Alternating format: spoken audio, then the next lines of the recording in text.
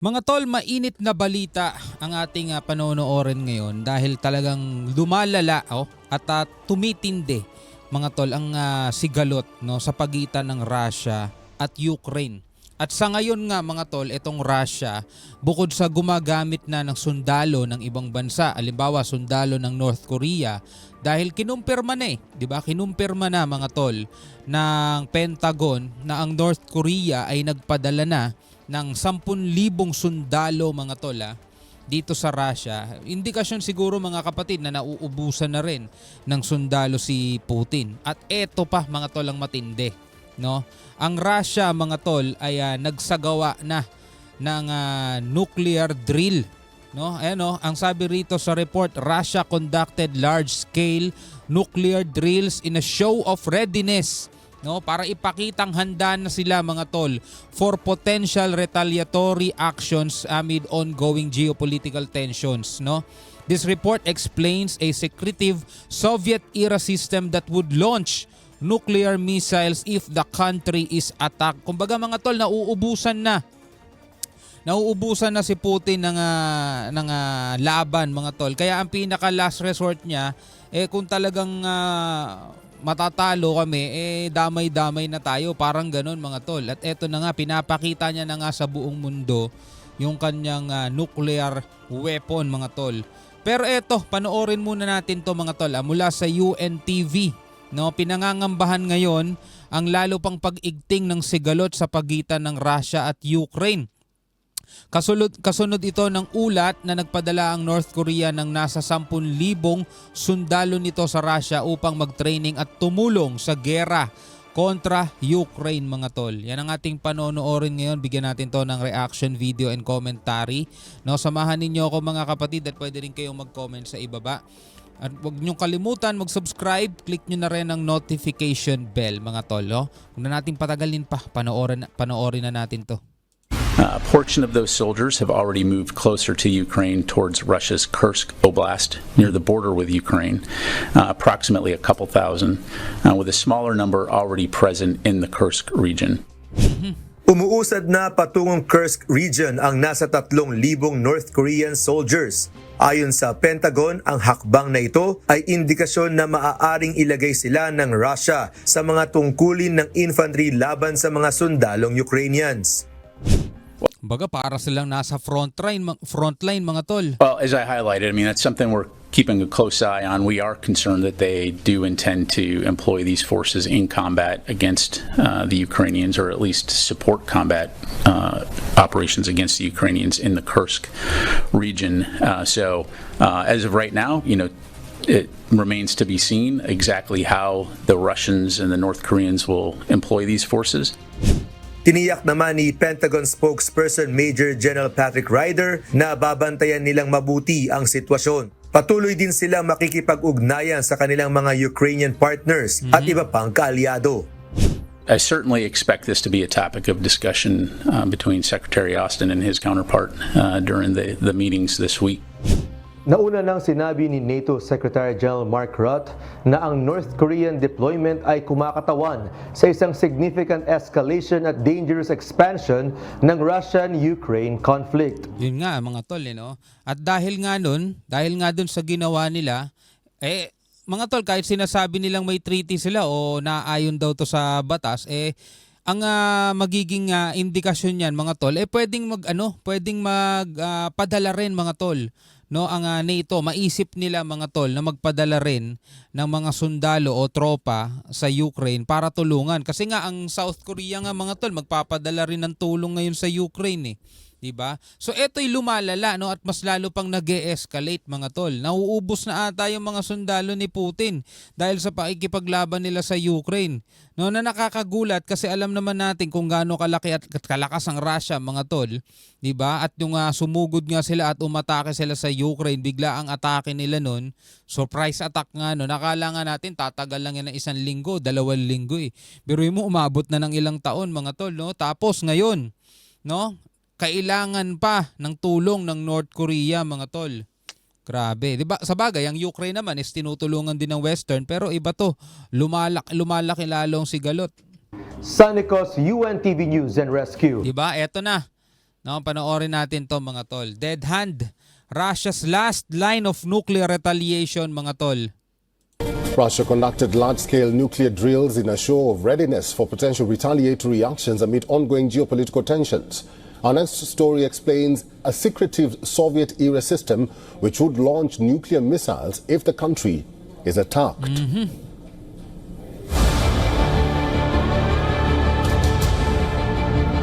At pag ito na ang naging palitan mga tol, hindi na yung tipong mga ballistic missile ang, 'di ba? Ngayon ang nakikita nating gera, palitan ng mga ballistic missile 'yan, 'di ba? Strike or strike. Pero kapag nagpalitan na sila ng nuclear mga tol, ay nako, ewan ko na lang kung anong mangyayari sa ating daigdig.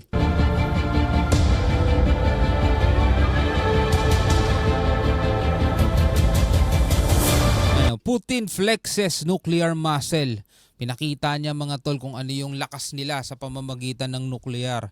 And Moscow signals readiness to lower nuclear threshold. Uy.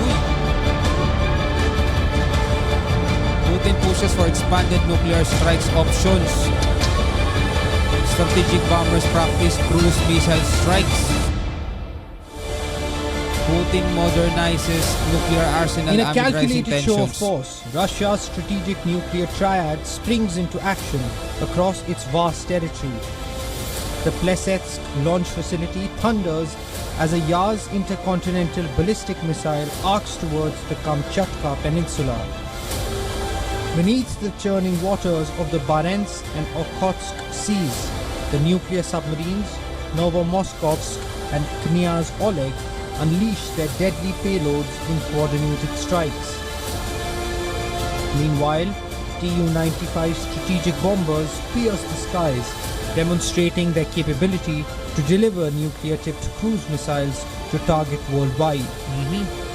Putin emphasizes with new missiles designed for quicker launch times, greater precision, and enhanced capacity to penetrate missile defenses.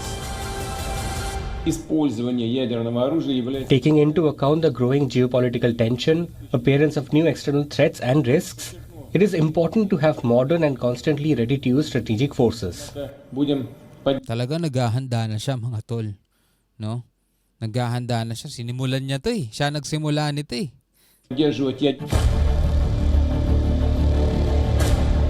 Apart from these weapons, Russia has something called a fail-safe device called Dead Hand, which will be activated and designed for doomsday scenarios. Kung talagang matatalo na siya mga tol, no? Doomsday scenarios, kumbaga ano niya to, fail safe niya. Kung sakasakaling talagang alam mo 'yon, yung papaliit na ng papaliit yung kanyang ginagalawan, 'di ba? Eh hindi siya papahuli ng buhay, no? Damay-damay na tayo lahat.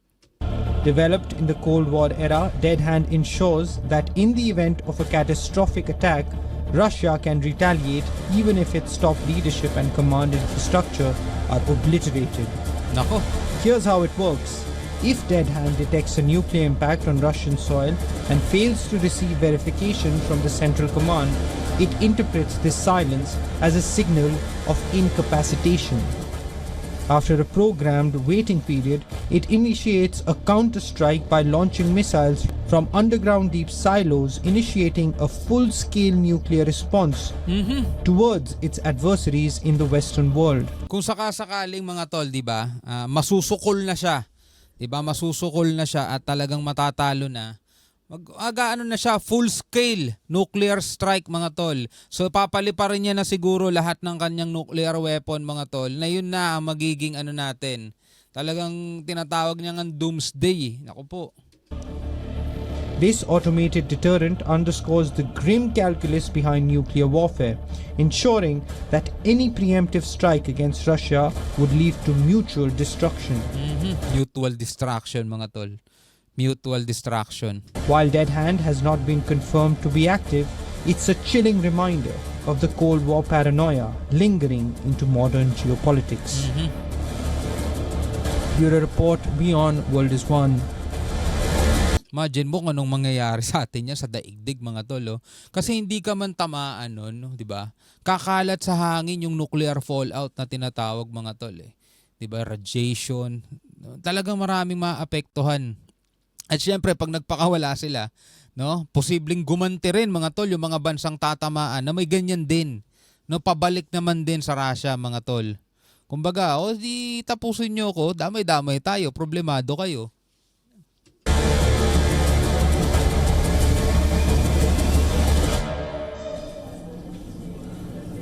Retired Lieutenant Colonel Daniel L. Davis is a military expert and the host of Daniel Davis Deep Dive on YouTube. Colonel Davis is joining us live from Starling, Virginia. Colonel Davis, good to see you and welcome. How does Russia manage to hide such weapons, some even as old as the Soviet era, for so long and use them as they wish or when they feel threatened? And I put threatened in quotes. Honestly, Sorry. Of course, that's all in the eye of the beholder, and that's the same with every state, and that's part of the calculus of deterrence is to how different states may respond to different stimulus, and I think that we've gone way too far from the Western side in downplaying the risk of that, because look, Russia is very paranoid, and they're a lot of their Very paranoid daw ang Russia. actions are based on fear, because of they have been invaded from the West in the last 2 centuries, and so it's an ever-present threat. So from their perspective, when they see NATO coming up to their front, they are afraid that there's going to be another one in the 21st century. And when you have the world's largest nuclear stockpile, we are not being very smart if we think that they wouldn't ever use them. And look, we've had comments, just not in the recent weeks and months, from many of the United States who say that Russia would never use any nuclear weapons because they know that we would fire them back in response.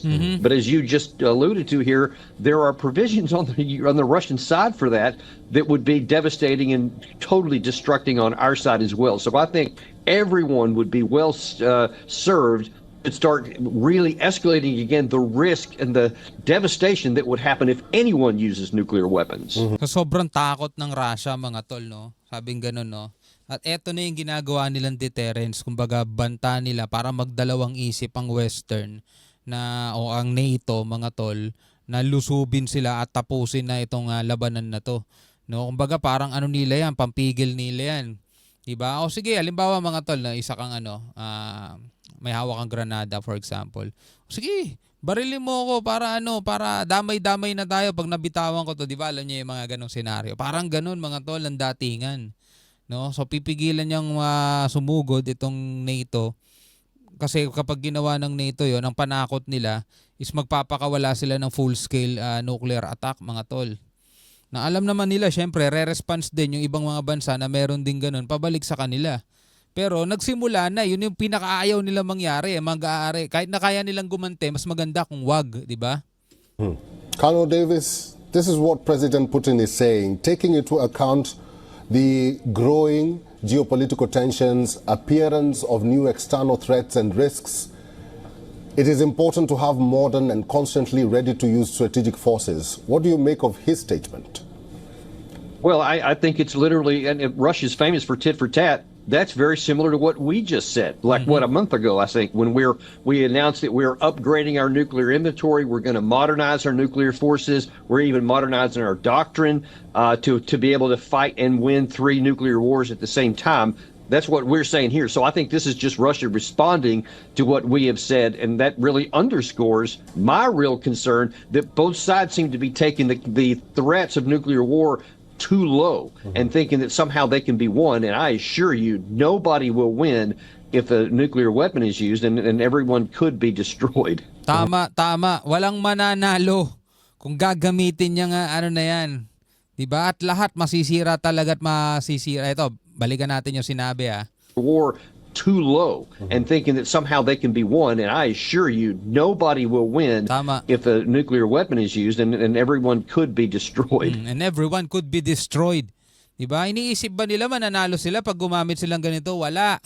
Diba? Walang mananalo dyan. Colonel Davis, finally, what do you make of, or what's the impact of the Cold War paranoia that is now lingering amidst modern-day geopolitics, especially in Europe? Well, listen, a lot of it's not paranoia. It's valid fear and very valid concern.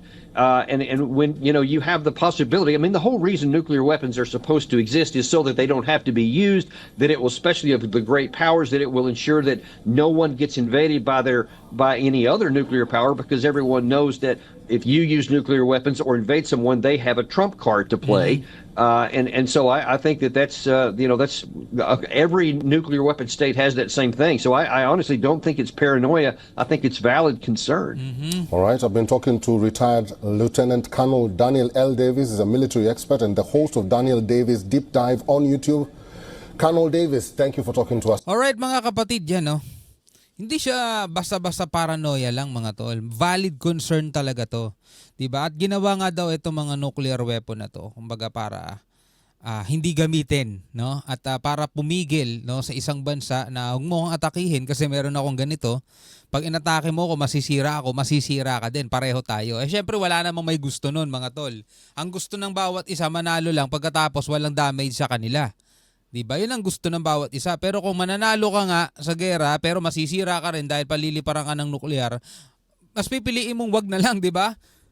Ganun nga mga tol Kapag ang ni Putin, kapag masusukol na sila, maglo-launch sila ng full scale na ganyang pag-atake. At talagang sabi nga ganito ni retired military expert, iniisip nila mananalo sila. Walang mananalo kapag gumamit ng nuclear weapon mga tol. Everyone could destroy, sabing ganun.